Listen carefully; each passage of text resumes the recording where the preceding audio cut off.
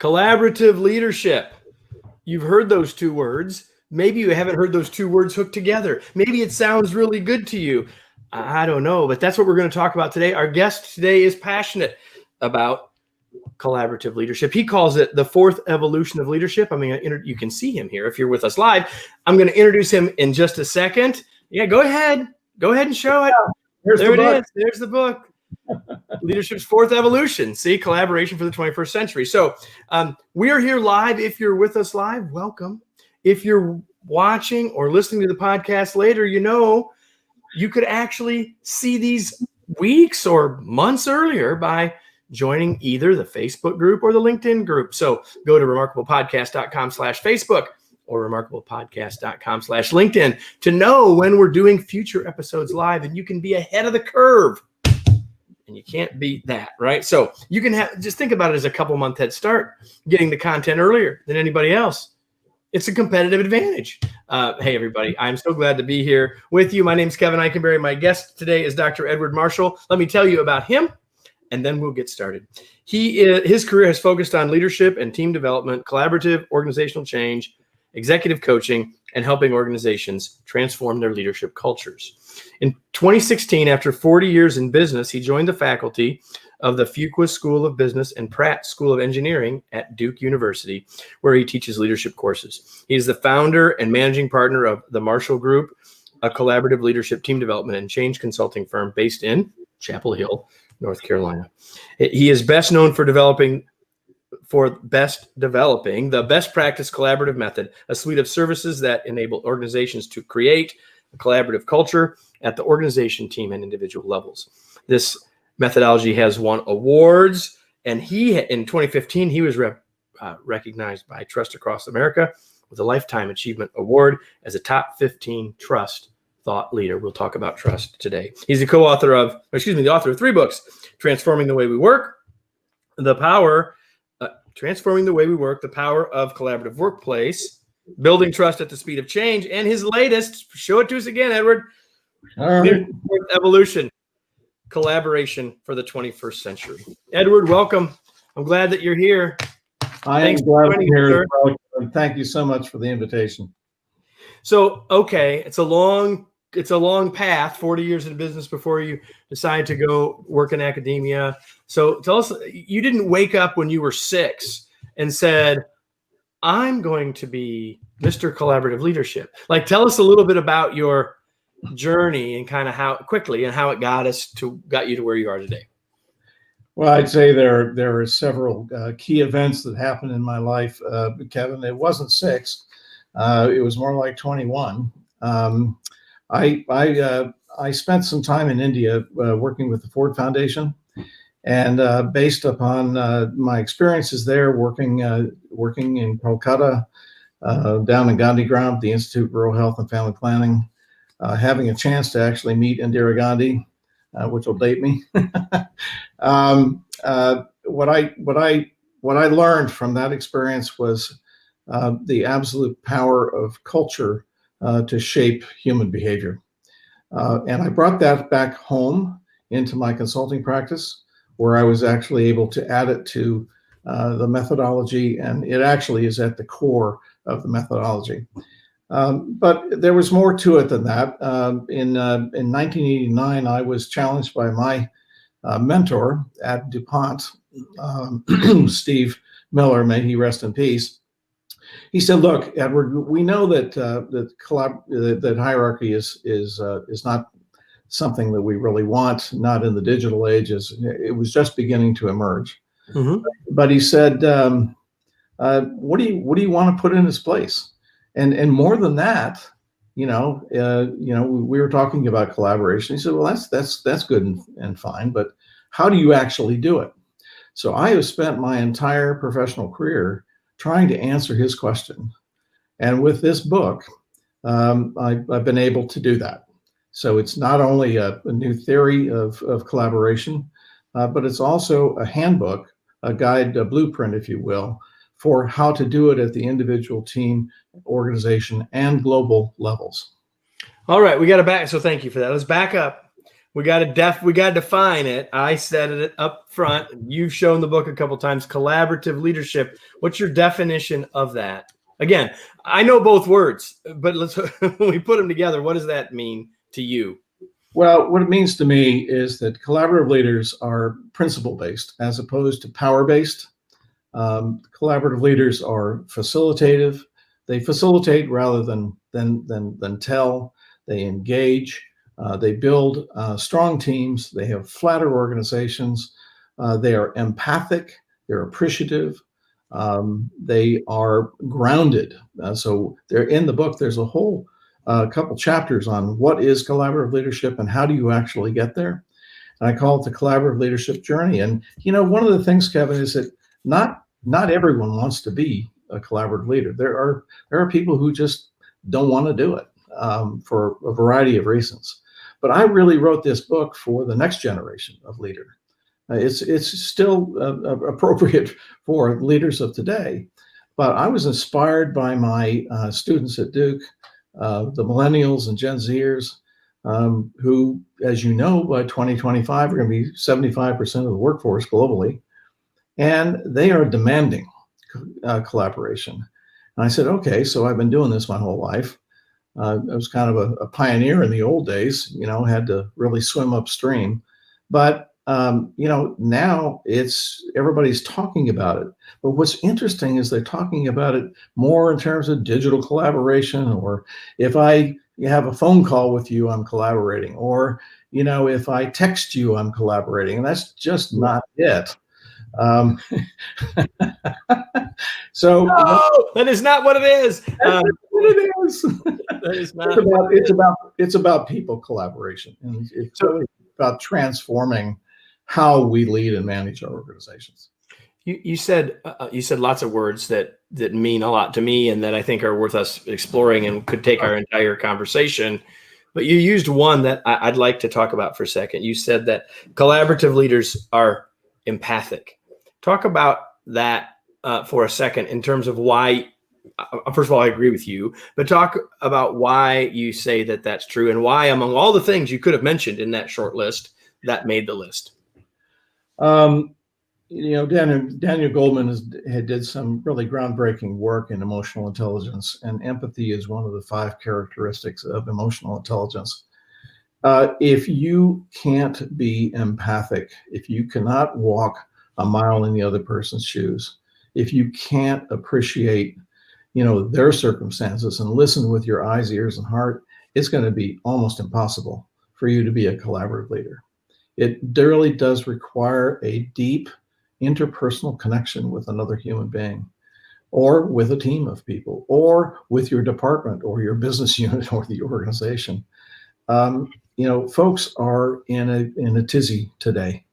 We live in That's a technical term, by the way. We're in a tizzy. Tizzy is very troubled times, and people are afraid. They are anxious. They are concerned about the safety of their children. They're concerned about the safety of their parents and their own physical safety. And so business leaders who can empathize with that, who can appreciate the circumstances that people find themselves in, are the ones who are going to be respected. They're going to have credibility. They'll be trusted by the workforce. And I know you do a lot of work in trust. So that's why empathy is so absolutely critical. So we're talking with Dr. Edward Marshall about collaborative leadership. We're talking about empathy, and you just described some stuff that is probably making some leaders uncomfortable. I've got to have a deep relationship with people. I've got to understand them at a different level. And so first of all, chances are the people that are either watching us live, and if you're with us live, we're glad you're here, or they're listening to us or watching us on the podcast later. And I'm guessing that largely people have self-selected, like that we are probably at some level, Edward, preaching to the choir here. Right. So, and there's likely some people here saying, man, my boss needs to hear this conversation. But there may be someone saying, like, I hear what you're saying, but I'm not sure I'm ready to do that, or that I want to do that. So sell the healthy skeptic, on why that's important? I don't think we have an alternative, Kevin. I mean, we are at a moment, a transformative moment in our history in this country and globally, but let's focus on the U.S., where we have, this is 2020. This is the 21st century, and it's the digital age. And what we are still doing is leading and managing using 20th century industrial age approaches to leadership. Things that were fine and dandy back in 1920, but this is 2020. So it's time. What I was able to chart in the book is to look back at the evolution of how we got to where we are. And it's been a very natural evolution. The challenge is that, a very sizable number of organizations, a very high percentage, are still operating under command and control, where power, control, and fear is the way in which they lead and manage. Well, the next generation, millennials and the Gen Zers, won't put up with it. They expect to be honored and to be respected, for there to be high trust in the workplace, for there to be ownership, and for them to have a sense of, this is a place where I really want to be. So the leaders who are going to be credible with this next generation, again, 75% of the global workforce in just a couple of years, they're about 65% now. You have to have a different way of working with them than how we have done it in the past. Now that's a really tough pill to swallow. I can imagine why some people might want to turn off the set right now, but look, we've got COVID-19, a global pandemic that has absolutely no end in sight. We have the economic depression that we're only beginning to experience with high unemployment, minus negative economic growth. We have systemic racism that has really been evidenced in just yesterday with the verdict in the Breonna Taylor situation, calamity, and we have climate change. So, if I'm a young person, if I'm a 23, 24-year-old, and I have 3 millennials myself, and I'm looking at the future of the world that I'm inheriting, there has to be a different way. And so what's going to be happening is, and what is already happening, I mean, I started, back in 79 on this collaboration journey, and here we are in 2020. And all of a sudden it's the way in which people want to lead. They know the word. They know the 2 words on the screen right now. But what they don't know is how to actually make that happen. So in the book, it's really talking about how we actually do that in teams, how we create trust in collaborative teams through a governance process. For the leaders, how we actually become a collaborative leader, and what are the 10 steps in that process. If we're going to do organizational change, there's a 70, it's in the leader's self-interest to do this. That's the bottom line. Yeah, that's probably the place we should start, really, is that if you look at the world, however you want to look at that, the reality is that as a leader, your customer, one of your customers is your team, and you're going to have to work with them in a way that they want to be worked with. Let's just leave it at that. So you said the 2 words on the screen, collaborative leadership, if people aren't watching, but I'm going to put 2 different words on the screen now. One of the things you said earlier was the word ownership. So I'd like you to talk for a second about ownership / accountability as it relates to our role as a fourth wave leader, right? In the 4th evolution. Like, what does this look like? What does this mean to us? What does this need to look like for us as leaders to be creating ownership and creating accountability? So the way in which is the central principle of the collaborative paradigm is ownership. So the one distinguishing characteristic between, if we're looking at principle-based leadership, the one distinction, the distinguishing factor between collaboration and all of the other ways we can lead and manage is ownership. This is something that really began to become clear to me when I worked with some folks down in, it was a Conoco actually at the time, And I worked with this team, and they were being told that they had to, make a reduction in force. And they said, okay, so what we're going to do is we're going to go away and do a retreat, and we're going to come back with one third of the workforce. And they did. They did it all by themselves. It wasn't the leader sitting in a room with a green eye shade and drawing lines through people that he didn't like and was going to get rid of. He gave the ownership to the people themselves. And it was extraordinary. So I said, okay, well, let me try this again. Let me see. This is counterintuitive. It doesn't make sense. So at Marriott, we were working on a major transformation project where there were 1,700 people, 75% of whom were going to lose their jobs. And so what we did was we created a process where we engaged them directly in the process, current state, future state. And what we got, we had an 82% approval rating because we asked, and we measured it every single week. And we got comments like, gosh, these problems have been here for years. And finally, somebody asked me. Right. And what really amazed me was that these workers, they really want the best thing they can have for the company. And I found this time after time after time. I said, what is this all about? And what I realized is it's about ownership. And when people take care of what they own, they don't wash rented cars.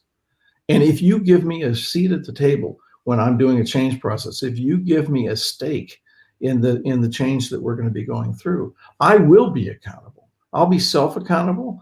I'll be accountable to my peers.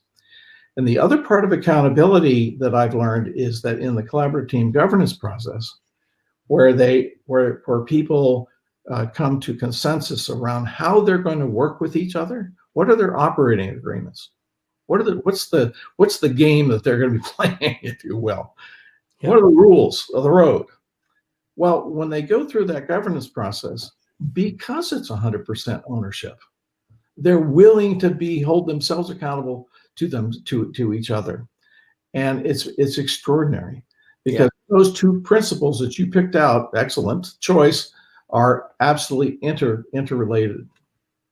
Yeah, we for years have helped teams build what we call agreements for success. Same thing, right? Same idea. How are we going? And the power of handing over the ownership, and the lessons learned in figuring it out in a group environment and the dynamics of that, and then the power of the peer pressure as well. I looked at all of you and said I'd do it, and now I better, right? Well, so, I actually had a leader because I would do this on flip charts. And I had flip charts all around the room one day. We all remember flip charts back before. Flip charts, yeah. You said, are you being paid by the page? But their final operating agreements were up on the wall, and he says, "That's my integrity. My integrity is on the wall."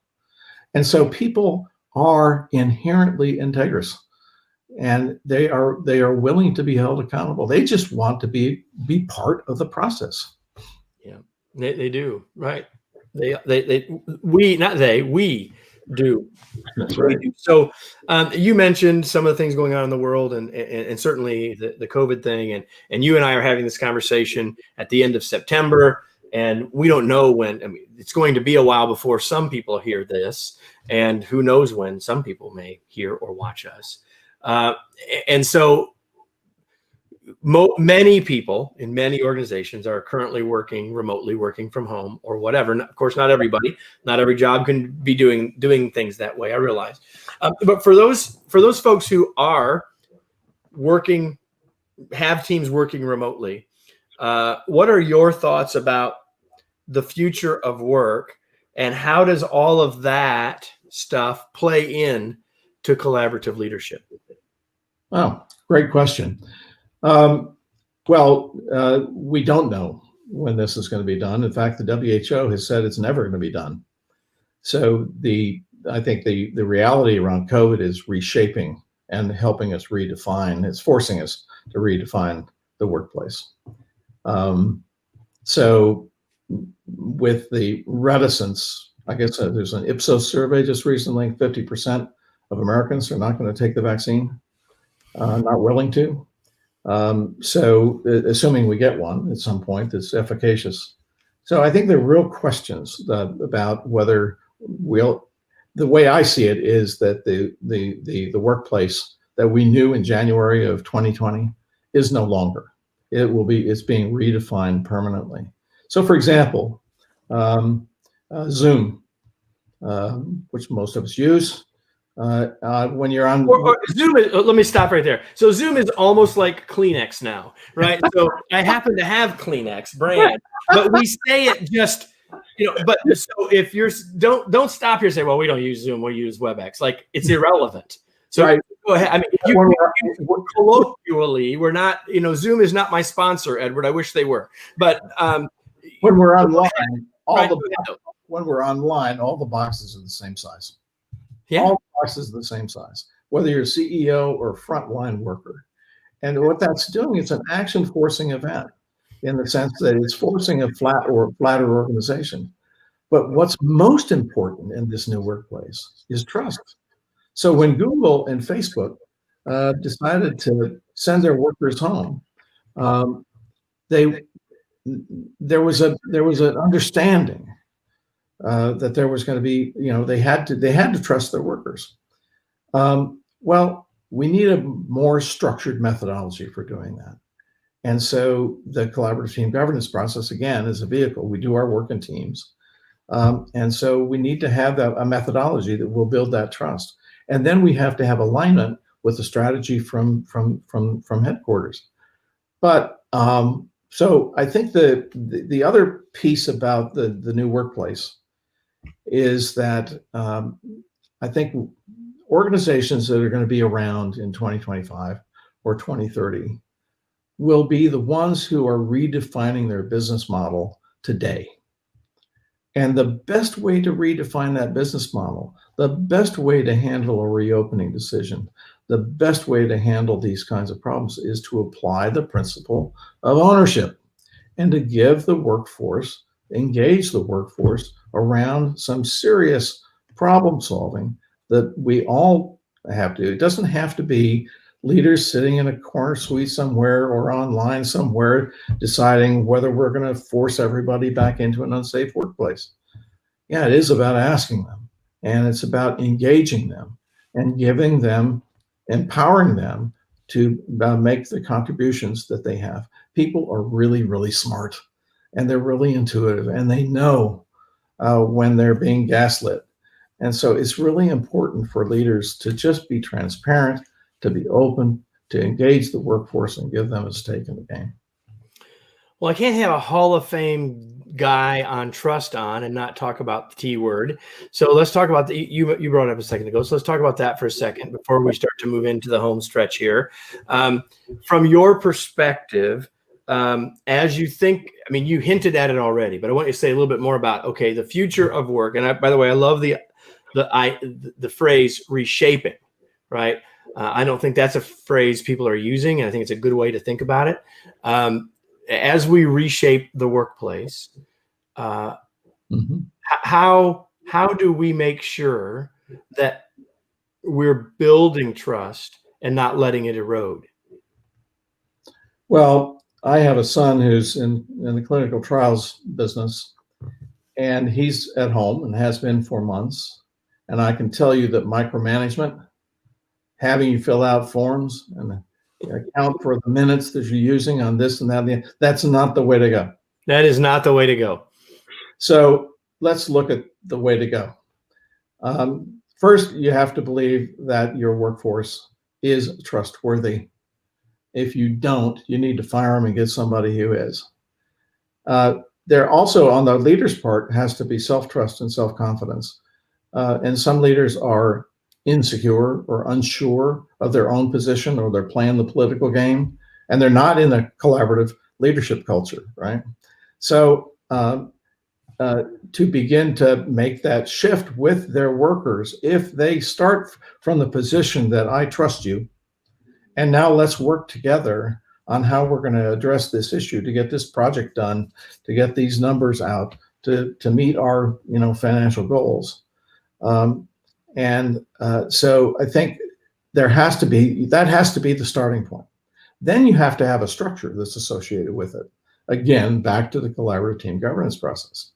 We do work in teams. That's how stuff gets done. So we need to just be planned by the same rules. Trust is also about being ethical above reproach.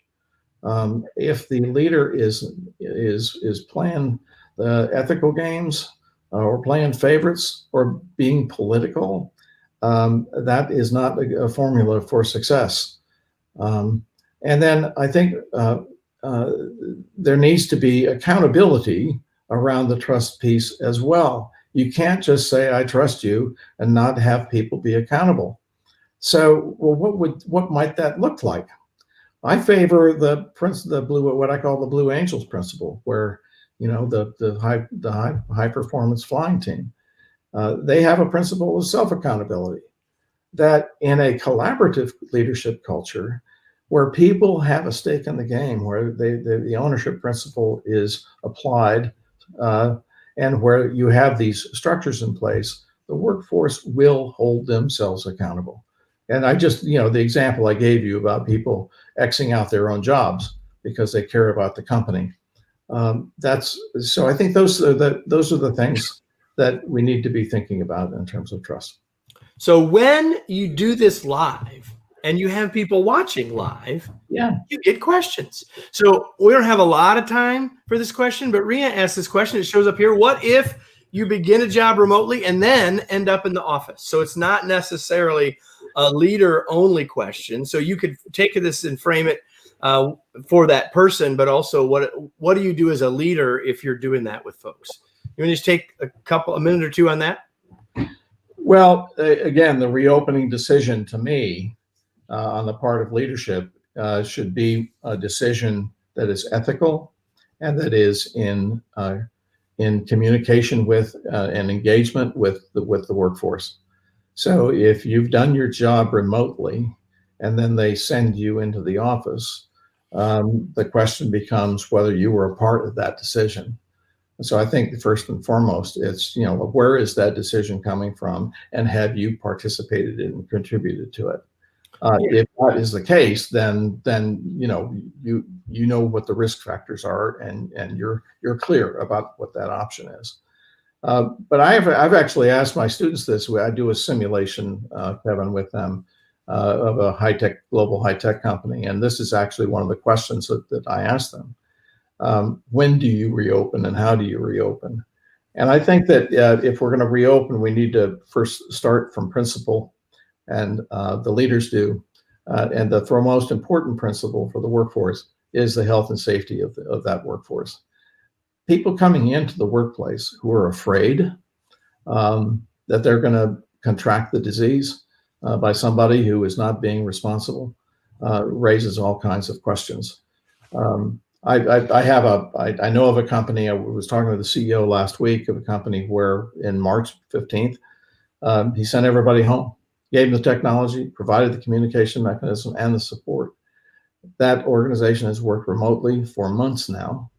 Everyone is incredibly happy because I had a chance to interview some of the people. And among other things, right? And the leader's credible. Yeah. So, you know, it's a choice. And if Rena does not feel safe in that workplace, then she needs to speak up and have a conversation with the leadership about it. And unfortunately, there are going to be some people who, like my wife, who lost her job because she was being forced back into the workplace, into a very unsafe workplace, after a 40-year career as a teacher. So these kinds of decisions, I mean, I think they're ethically and morally wrong. But businesses still need to function, right? They still need to be making money. They still need to, you know, so how do we balance that? And that's where I come back to the principle of ownership. Let's have a conversation about it. Let's get everybody into that conversation so that we all have our hand on the proverbial bag, as it were, when that decision gets made. So yeah, I'm right with you on that. So I want to shift gears. We're about done. I've got a couple things I want to ask you. Sure. I've been kind of heavy here in part. So here's the question, Edward. What do you do for fun? What do I do for fun? Not much right now. I'm on your show, Kevin. This is fun. I love it. There you go, everybody. Now, I'm an introvert, believe it or not, and so I love spending time with my family. We have found ways, socially distanced ways, to spend time with each other, and we've been celebrating a graduation, and a book, and a marriage that's about to happen, and all this kind of stuff. So that's one thing. We go to the ocean. We spend a lot of time at the ocean, and then I play piano. I play impromptu jazz. So where's the keyboard, man? You didn't tell me that. I put you in another room. We had this from the keyboard, and at the end, you could have you could have done the outro. So as an introvert, you said it. Not that obviously many people who are extroverts are readers too, but I'm curious. One of the questions I ask everybody that's a guest, in part because I always have asked smart people this question. So what are you reading, Edward, or what's something you've read recently besides your own book? After I did my own book, edited 6 times. I've been reading Humble Leadership by Ed Schein, and also The Leadership Challenge by Kouzes and Posner, and their most recent edition. Like edition 7, I don't know what it is. These guys, it's like this. It's amazing. I mean, I would say it's Bob Posner actually endorsed my book, so did Ed Schein, but I'd say that The Leadership Challenge is one of the best leadership books I've ever read. Well, there's a reason it's sold so many copies, and there's a reason that the book has impacted and influenced so many people, both of us included. So Humble Leadership and Leadership Challenge, I mean, they ought to be on everyone's bookshelf. If you're serious about being a more effective leader, both of those books ought to be on your bookshelf. So share those. Speaking of books that ought to be on your bookshelf, Edward, before we go, how can people learn more about you and the book and the work? Like, where do you want to point people? Where can people learn more? Well, the book's on Amazon, and it's also one more time, man. Hold it up one more time. Okay. Leadership's Fourth Evolution, Collaboration for the 21st Century. You can find it on Amazon. Go ahead. And Barnes & Noble. You can also find it on Marshall Group, www.marshallgroup.com. You can also find it at Cognella Academic Publishing. It's one of their featured books right now. And they give you actually a discounted price, substantially discounted, about 40%. So you might want to head there. All right. So Dr. Edward Marshall, everybody. Before we're finished, though, I have a question for all of you who are watching now, watching later, listening, whenever. The question is, now what? What are you going to do with this? Perhaps you found it, hopefully you found it interesting. Perhaps you found it enlightening, but none of that matters if you don't take some action. What action will you take as a result? What will you do to ask your team? What will you do to engage your team in new ways? What will you do to inspire and develop greater trust with your team? Whatever that might be, the challenge is take some action and ask yourself that question, now what? So before we go, I just want to remind you all that we're here every week, and live, we're here regularly. So if you want to join us live, you can do that by joining the Facebook group or the LinkedIn group. Take your pick. We're not picky. We don't care. And you can join either one by going to remarkablepodcast.com/Facebook or remarkablepodcast.com/LinkedIn. We make it easy for you. And we'll be back here again next week with another episode of the Remarkable Leadership Podcast. Thanks, everybody.